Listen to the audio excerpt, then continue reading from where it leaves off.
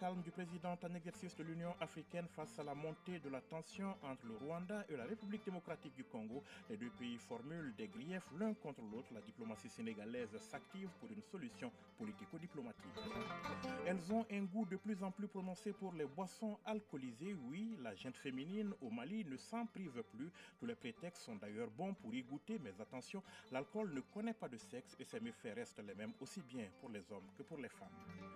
Les sports à la Ligue d'Égypte, Wydad de Casablanca, c'est l'affiche de la finale de la Ligue des champions d'Afrique qui se joue ce soir au Maroc.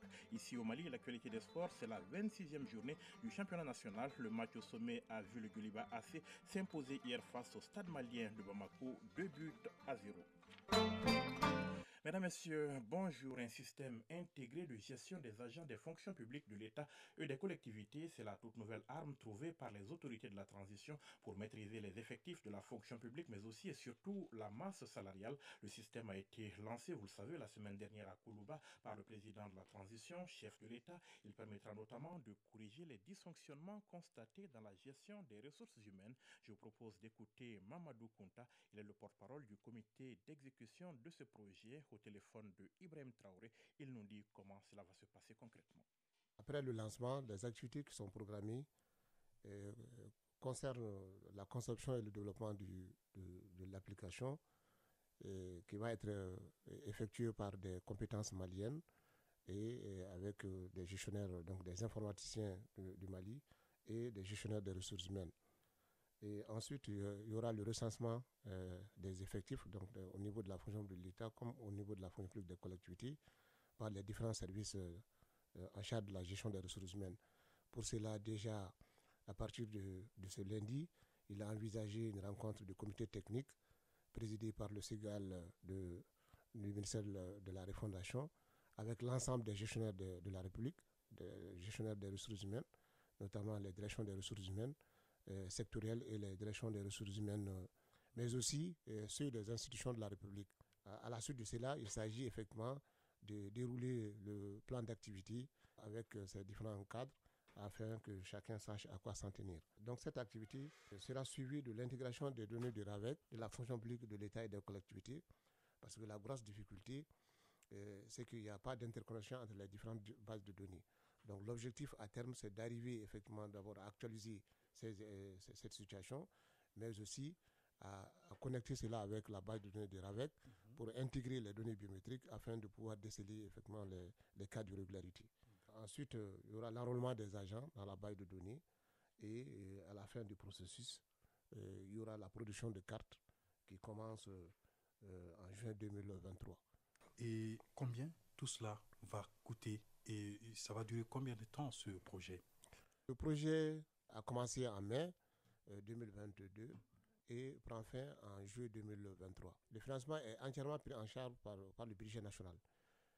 L'évaluation n'est pas encore bouclée parce qu'il y a des étapes, notamment l'état des lieux. L'état des lieux au niveau de chaque direction des ressources humaines et des autres institutions en charge de la gestion des ressources humaines. Le projet ne parle pas du néant.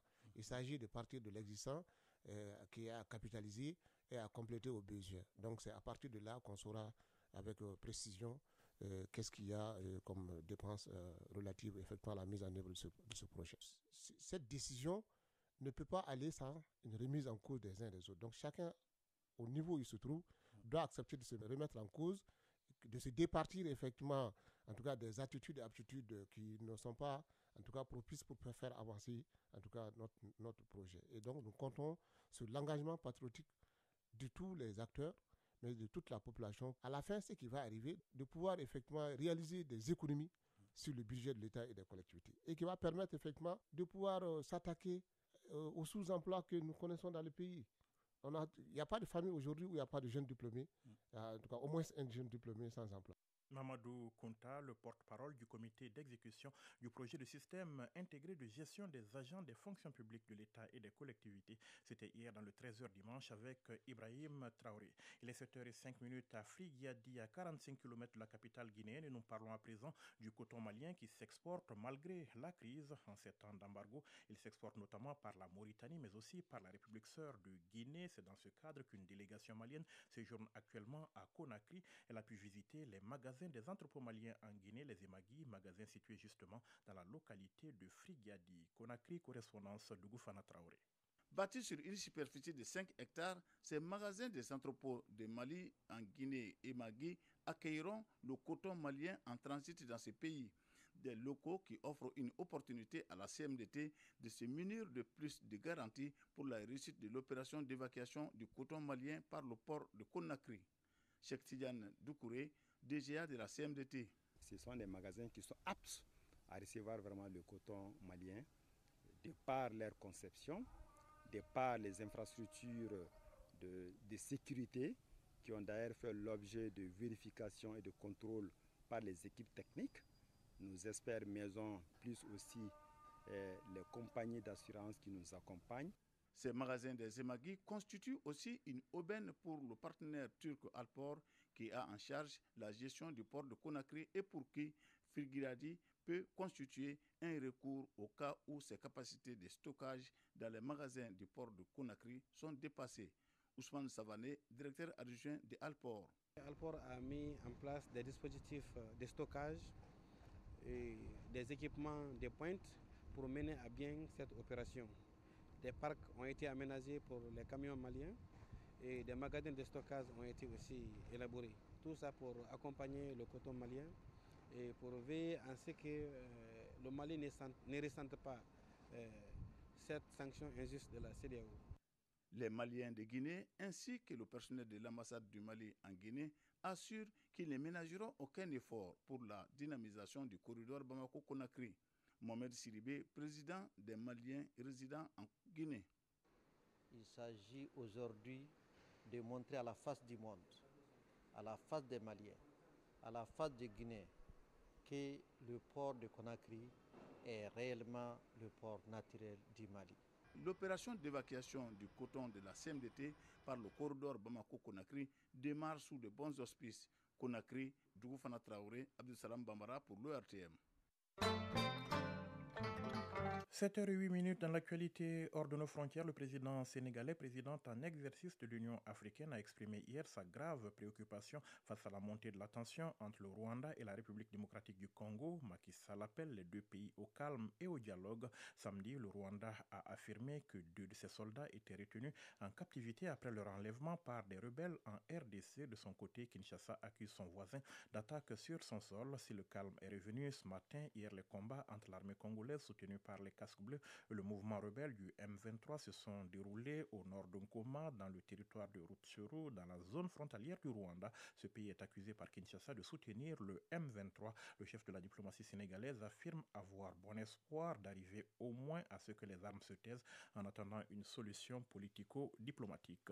Pas de mesures spectaculaires à l'issue du sommet de l'Union africaine qui s'est achevé samedi à Malabo, en Guinée équatoriale, mais une volonté de mettre en application de nombreuses mesures prises depuis longtemps. Les chefs d'État ont focalisé leur attention d'abord sur le terrorisme. Malgré plusieurs initiatives sur les plans militaires ou juridiques, les chefs d'État ont reconnu que le terrorisme a continué à prospérer sur le continent, notamment parce que nous n'honorons pas nos propres engagements. C'est ce que déclare Moussa Faki Mahamat, le président de la Commission de l'Union africaine, qui donne l'exemple de la force africaine en attente qui n'est pas encore fonctionnelle alors qu'elle devait voir le jour il y a 20 ans. Le deuxième sujet de préoccupation du sommet de Malabo, c'est ce que lui appelle les changements anticonstitutionnels du gouvernement. Moussa Faki Mahamat n'a pas également hésité à dénoncer les coups d'État rampants que sont les modifications de constitution aux fins de confiscation du pouvoir qui peuvent conduire à des coups d'État ou à des révoltes populaires. Sur ces deux sujets importants, le sommet a décidé de réactiver de nombreux mécanismes qui existent déjà sur le papier mais qui n'ont jamais été fonctionnels. Il s'agit par exemple du sous-comité du Conseil paix et sécurité chargé de lutter contre le terrorisme et contre les changements anticonstitutionnels de gouvernement pourtant prévus tous les deux depuis 2010. Au Soudan, le général Abdel Fattah al-Burhan a levé hier l'état d'urgence imposé lors de son putsch du 25 octobre dernier. C'est le Conseil souverain, la plus haute autorité de la transition, qui a été brutalement interrompu, qu'il a annoncé. Le Conseil qui explique que le décret levant l'état d'urgence a été adopté pour préparer les conditions d'un dialogue fructueux et significatif qui permettent d'atteindre la stabilité pour la période de transition. Un geste d'apaisement donc vis-à-vis de la communauté internationales. Bruxelles abrite à partir de ce lundi et ce jusqu'à demain un Conseil européen extraordinaire, un conseil exclusivement consacré à la guerre en Ukraine et ses conséquences sur la table des négociations, le soutien économique à l'Ukraine depuis le début de l'invasion russe qui voit son PIB s'effondrer, 30 à 50% de baisse, ce sont les estimations pour cette année. Conséquence, l'Union européenne qui a déjà déboursé 4 milliards d'euros d'aide réfléchit à un nouveau prêt de 9 milliards d'euros. La sécurité alimentaire doit être aussi débattue. Il est notamment question de mettre en place un corridor de solidarité qui passerait par la Roumanie et la Pologne pour permettre donc l'exportation des céréales et des oléagineux ukrainiens. Retour ici au Mali, c'est un patrimoine menacé qui renferme pourtant de nombreux secrets, des pièces souvent uniques mais très fragiles. Nous parlons de manuscrits anciens, ces ouvrages précieux au centre de toutes les attentions. Ce week-end à Ségou, en visite dans la cité, le ministre en charge de la culture a fait le tour d'un certain nombre de bibliothèques pour voir comment ils sont conservés. Il était accompagné à l'occasion par des partenaires intéressés par la valorisation et la sécurisation des manuscrits anciens de Ségou, la correspondance de Fousséni Samake. Les manuscrits sont des patrimoines qui peuvent se détériorer sans bonnes conditions de conservation. C'est pour sécuriser ces mémoires très anciennes que le ministre de l'Artisanat, de la Culture, de l'Industrie hôtelière et du Tourisme a visité les bibliothèques privées des familles Djiré, Menta et Sosso de Ségou. Ces dizaines de milliers de manuscrits contiennent des connaissances littéraires et scientifiques que peuvent exploiter les jeunes générations. Bilal Kanouté, directeur de la bibliothèque Agib Sosso de Ségou.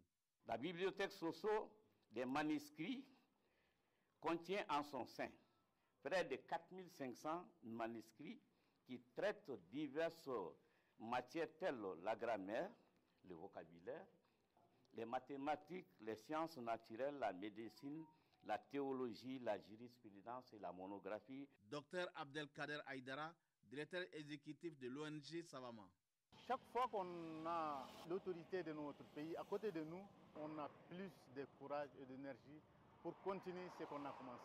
On a fait beaucoup de choses à Tombouctou, à Djenné, à Gao, à Meneka. Et maintenant, voilà, on est en train de travailler à Ségou. Au-delà de la conservation, ces manuscrits qui sont les œuvres d'auteurs de différentes nationalités ont besoin de numérisation et de traduction. Andowoli Guindo, ministre de l'Artisanat, de la Culture, de l'Industrie hôtelière et du Tourisme. Dans toutes ces familles, nous avons trouvé des manuscrits anciens d'une très grande valeur, mais également en très grand nombre. C'est des manuscrits qui ont traversé des âges et leur conservation était un défi que ces familles ont pu relever. Le ministère fait de la conservation de ces manuscrits une priorité. Au cours de sa visite, le ministre Guindo a découvert dans la famille Djiré de Ségou l'alphabet Bambara, la bouilloire de El Hadj Oumar Tall et la pierre sur laquelle faisait l'ablution le roi Oumar Kébir Djiré. Ségou, Fousséni Samake et Cheikh Tangara pour l'ORTM. Il est 7h13 à Ségou. Elles ont désormais un goût prononcé pour les boissons alcoolisées. Oui, la gente féminine au Mali ne s'en prive plus. De plus en plus de filles et de femmes dans notre pays s'adonnent à la consommation d'alcool et les prétextes pour cela ne manquent pas. Avoir un joli teint, une belle voix ou être tout simplement en forme. Mais attention, l'alcool ne connaît pas de sexe et ses méfaits restent les mêmes aussi bien pour les femmes que pour les hommes. Le grand format du lundi s'intéresse à la question. C'est avec Bourama Traoré. L'alcool n'est pas bon, prêche donc l'artiste. Un prêche certainement dans le désert, puisque le nombre des amateurs de la bouteille fraîche ne diminue pas. Bien au contraire, la consommation de l'alcool est davantage au féminin. Cette dame qui témoigne sous couvert de l'anonymat en consomme de façon régulière. Je bois de l'alcool, notamment la bière. Ce n'est pas grave qu'une femme prenne de l'alcool. Seulement, il ne faut pas exagérer. À l'image de cette quadragénaire, elles sont nombreuses les filles à élire domicile dans les bars ou autres lieux propices à ce temps de saveur. Ici, si le nombre de bouteilles consommées peut différer, le dénominateur reste commun, celui du plaisir du cœur. Je ne peux pas trop. Comme ça, parce que ça me plaît. J'ai 24 ans. Je ne dépasse pas 3. Je pense que c'est mon plaisir des fois. Au-delà du plaisir, l'alcool reste un véritable stimulant pour certaines consommatrices. Un verre de cette boisson, raconte la dame anonyme, requinque et fait disparaître tous les soucis. L'alcool me donne une grande forme. Il était le plaisir de mon ancien ami. C'est à cause de lui, d'ailleurs, que j'ai commencé à boire. Jusque-là, je n'ai eu aucun problème. Cette dépendance de certaines filles de l'alcool est savamment entretenue par des affirmations qui relèvent plutôt des préjugés, comme en a fait l'écho le médecin nutritionniste Brahima Sissoko. Beaucoup de jeunes filles nous ont fait savoir qu'elles consomment l'alcool parce qu'elles ont appris que ça leur permettra d'avoir un bon teint et ça leur permettra d'avoir une bonne voix, voilà, etc., etc. Mais dans chaque chose, il faut mesurer le bénéfice et le risque. Et par rapport à la consommation d'alcool, le risque l'emporte largement sur le bénéfice. En effet, des boissons alcooliques aux saveurs multiples sont consommées par des filles. Une bouteille de bonheur et de plaisir, dit-on ici, mais aux conséquences incalculables sur la santé. À ce jour, les études scientifiques ont révélé que 7 principaux cancers ont un lien avéré avec une consommation d'alcool. Et cela à partir d'un verre par jour. Il s'agit des cancers de la bouche, de la gorge, des cancers de l'œsophage, les cancers du foie, mais aussi et surtout les cancers du côlon, c'est-à-dire les cancers en rapport avec le type digestif, et aussi le cancer du sein. Et parmi ces maladies cancéreuses, il faut surtout craindre le foie. C'est ce qu'on appelle la cirrhose du foie. Donc la cirrhose du foie en elle-même, c'est une maladie chronique et elle est irréversible. Ça va détruire progressivement les cellules du foie et le foie va devenir dur et bosselé. Donc le foie va changer de taille, mais surtout le foie ne va plus fonctionner correctement. La consommation de l'alcool est à l'origine d'autres maladies qui nuisent gravement à la santé de l'individu, comme nous l'explique Dr Brahima Sissoko. La consommation régulière d'alcool va élever la pression artérielle et augmenter le risque d'hypertension artérielle. Également, la consommation excessive d'alcool va favoriser les risques d'hémorragie cérébrale. Il s'agit des saignements au niveau de notre système nerveux cérébro-spinal et également entraîner des troubles du rythme cardiaque. Et à côté de là, l'alcool a aussi un effet négatif sur le cerveau. Une consommation régulière et excessive d'alcool peut être responsable de troubles cognitifs, altération de la mémoire, les capacités de planification vont être réduites. L'alcoolique a toujours un manque d'attention et de prise de décision. Donc ces troubles s'observent notamment chez les personnes souffrant déjà de carences parce que l'alcool va induire en amont certaines carences nutritionnelles. Pour l'instant, cette alcoolique semble être épargnée par des ennuis sanitaires. Convaincue de l'adage selon lequel l'excès de toute chose est nuisible, elle dit en consommer avec modération. Il peut y avoir des conséquences si la quantité est dépassée. Et trop boire n'est pas une bonne chose. On ne doit pas sentir dans le comportement qu'on prend de l'alcool. Malgré que je bois les différents types de bière, je n'ai eu aucun problème de santé parce que j'ai toujours respecté la norme. Prendre de l'alcool est devenu sa seconde nature. Bien qu'elle ait réduit la consommation de la boisson, mais comment emprunter réellement le chemin de l'abandon, une question à laquelle elle réfléchit toujours. Je souhaite abandonner l'alcool un jour. En attendant, j'ai beaucoup diminué la consommation. Chaque semaine ou tous les 15 jours, je prends une bière, la grande ou la petite. Entre le plaisir et la préservation de sa santé, la quadragénaire n'a pas encore fait son choix. Comme elle, beaucoup d'autres filles déjà noyées dans l'alcool cherchent désespérément le chemin de retour.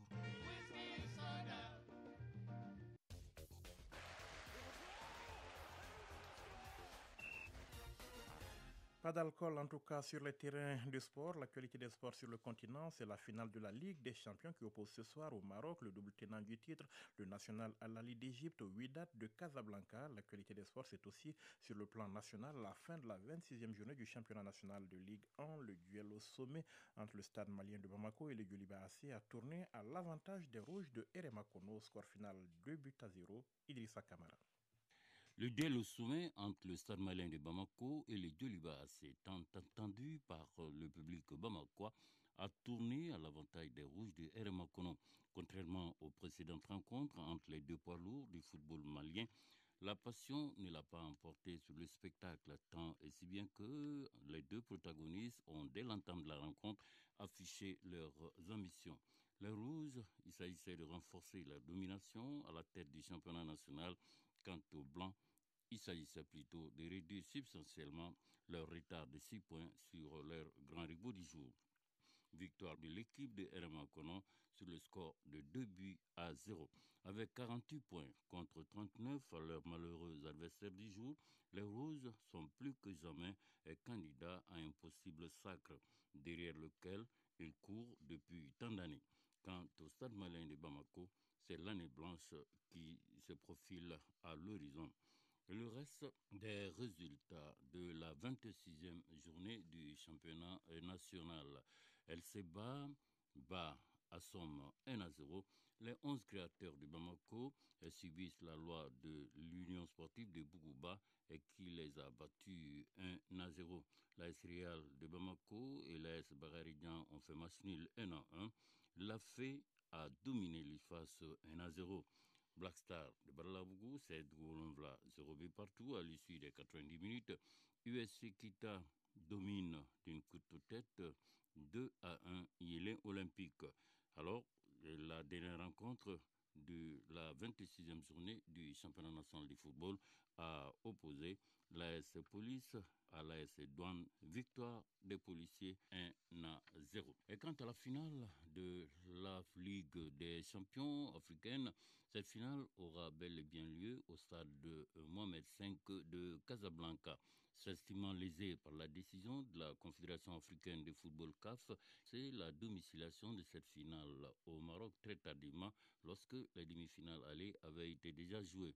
Al-Ali avait saisi le tribunal arbitral du sport TAS en considérant que son adversaire, le Wydad de Casablanca, jouera à domicile, était avantagé. L'instance basée à Zurich a donc rendu son verdict le jeudi. Le tribunal arbitral du sport TAS a donc donné raison hier à la CAF et a rejeté la demande d'Al-Ali de reporter la finale de la Ligue des champions de la CAF Total Energy 2021-2022. C'est ce qu'a indiqué la CAF dans un communiqué. Avant de justifier son choix, la CAF était dans l'obligation de mettre en œuvre la décision du comité exécutif prise en juillet 2019 qui stipulait que le vainqueur de la Ligue des champions de la CAF Total Energy serait déterminé par une finale sous format de match unique et l'organisation de cette finale de la Ligue des champions de la CAF Total Energy 2021-2022 a été donc attribuée au Maroc après que le Sénégal, seul autre pays à avoir rempli les conditions d'accueil, ait retiré sa candidature. La CAF s'est engagée au respect des principes d'équité, de justice et d'égalité de tous les clubs et associations membres et traitera en toutes circonstances tous les clubs et associations membres de manière juste et équitable, a écrit notamment l'instance dirigeante du football africain.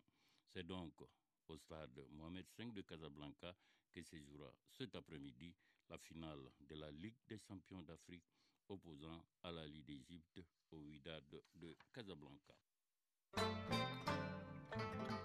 Le rappel du sommaire de ce journal, conception d'une application recensement des effectifs, une base de données des fonctionnaires de l'État et des collectivités est en gestation. C'est dans le cadre du système intégré de gestion des agents des fonctions publiques. L'opération s'étendra jusqu'en juillet 2023 et devra permettre une maîtrise des effectifs et surtout de la masse salariale.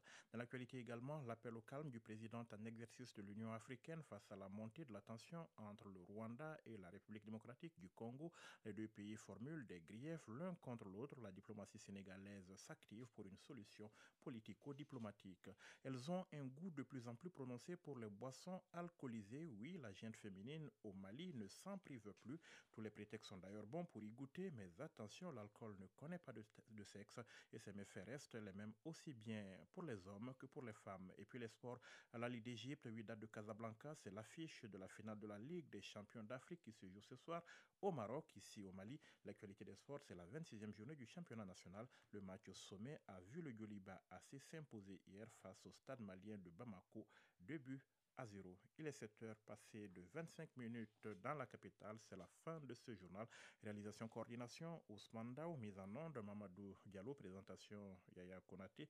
Merci de nous avoir suivis. Prenez soin de vous et des autres. Passez une excellente journée. Au revoir.